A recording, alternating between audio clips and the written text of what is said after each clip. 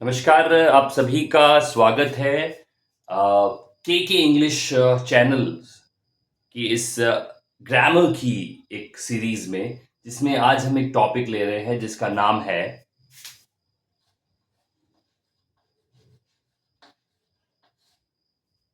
Tense.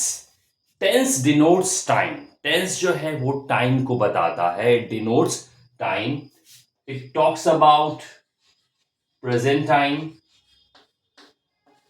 Past and future. कुछ grammar के जो एक्सपर्ट्स हैं वो ये कहते हैं कि टेंस दो ही तरह के होते हैं, प्रेजेंट और पास्ट। फ्यूचर टेंस नहीं होता है। लेकिन देखा जाए तो future tense for our competitive examinations in schools हमें ये पढ़ना पड़ता है। It's a part of grammar. Future tense इसलिए वो ऐसा मानते हैं कि we can not predict about future. तो वो ऐसा कहते हैं कि ओनली प्रेजेंट और पास्ट जो लाइफ है हमारी वो प्रेजेंट और पास्ट में ही चलती है, फ्यूचर हम खुद अपना बनाते हैं।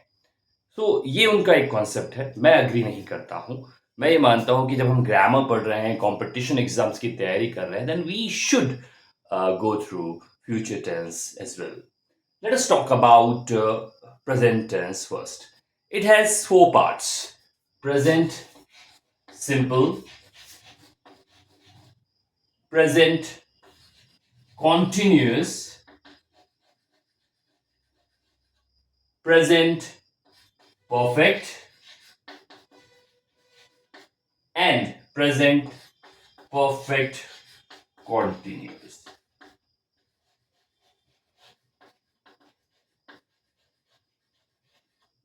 One, two, three, and four. One, two, three, and this one is four.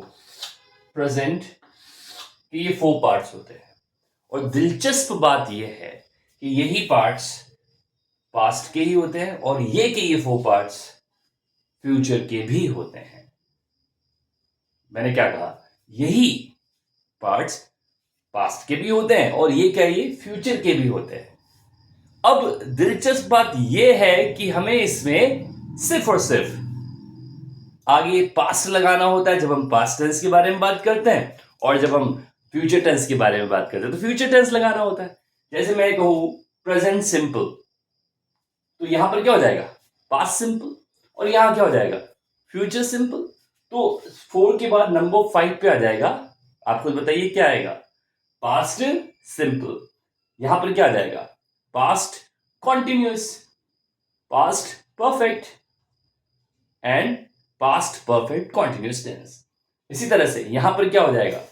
Future simple, future continuous, future perfect and future perfect continuous tense. तो याद रखना आसान है, पहले हमें पता होना चाहिए कि टेंसेस होते कौन कौन से। तो हम कह सकते हैं कि टोटल देखा जाए तो अगर और हम रूट में जाएं तो ये 12 टेंसेस होते हैं। लेकिन अगर आपको पूछे तो प्रेजेंट, पास्ट एंड फ्यूचर। अगर इसके अलग अलग आपको पार्ट्स पूछे तो आपको सिर्फ ये याद रखने हैं 4। ये 4 याद रखेंगे प्रेजेंट में, और जैसे जब पास्ट का आपको पूछे तो ये 4 ही याद रखना है आपको। बस आगे पास्ट लगा देना है और यहाँ फ्यूचर में आगे आपको फ्यूचर लगा देना है। ओके, अब वन बाय वन हम 12 टेंसेस सीखेंगे, समझेंगे कि इनका यूज कहाँ होता है और किस तरह के क्वेश्चंस पूछे जाते हैं, चाहे वो 10th एग्जाम्स हो, 12th हो या कोई कॉम्पिटिटिव एग्जाम्स हो। क्या एडवर्ब्स होती है वो भी हम सीखेंगे। मैं इसको इरेज कर देता हूं, और आप चाहे तो यहाँ पर इसी को एक एरो बना लें ऐसे, ताकि आपको पता रहेगा कि ये सेम हम यहाँ पर यूज करते हैं। और अगर आप खुद लिख देते हैं तो बहुत अच्छी बात है। ये देखिए, यहाँ पर कॉन्टिन्यूस, यहाँ पर भी ये